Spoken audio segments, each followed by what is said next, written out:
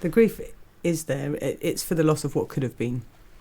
I guess that's why some people don't get it. It's not a pain that you can put a plaster on and it'll all be all right. Kiss it and it'll all be fine. No, all your dreams are there and they of having a baby are gone. It's soul-destroying for them because one miscarriage is upsetting and traumatic enough. But these women face this time and time again. When you get married, you will have children. One will be a girl, one will be a boy, and you'll get a dog. That's how your life is mapped out. I'd been told that I was just unlucky and there was nothing the matter with me. It was probably the fifth time that when I went in. And by that stage, you're then getting pregnant going, oh, there's still hope. And then when you lose it again, that's when you start going, hang on a minute, something's not quite right.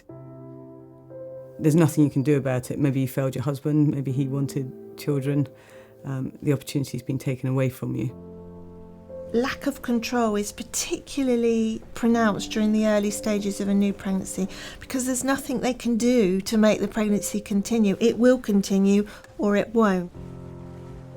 You feel empty, failure, loss.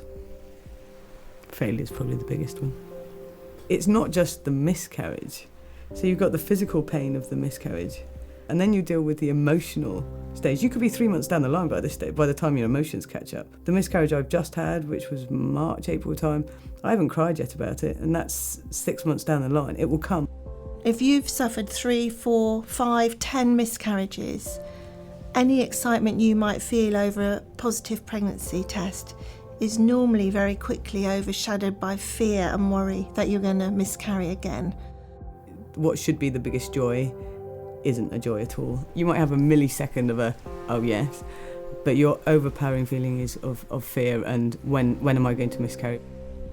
Perhaps in the past we've focused on providing medical care for these ladies. Actually, psychological care is probably more important to this group of women. Every day I was crying, every day was dark.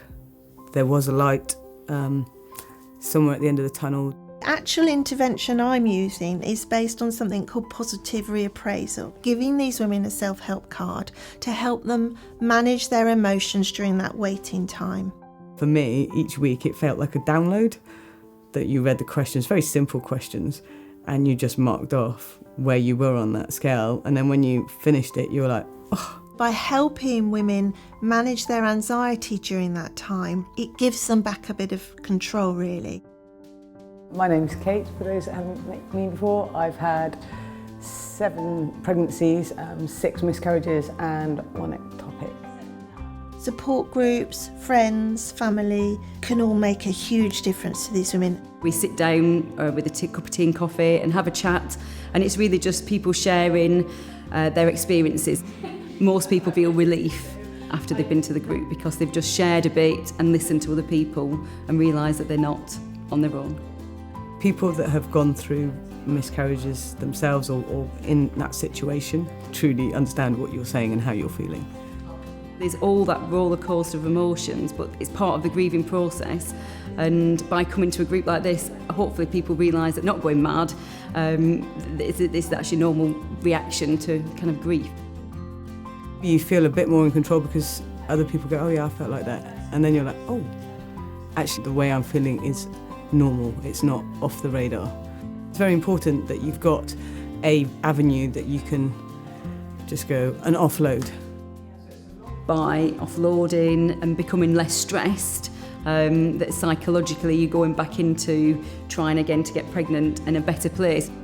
I'm still not there yet, but I am positive and I am happy, and I know that there's people there that will hold your hand. But if you can be positive and take the strength, you can be happy. You can get that laughter back and you'll be all right.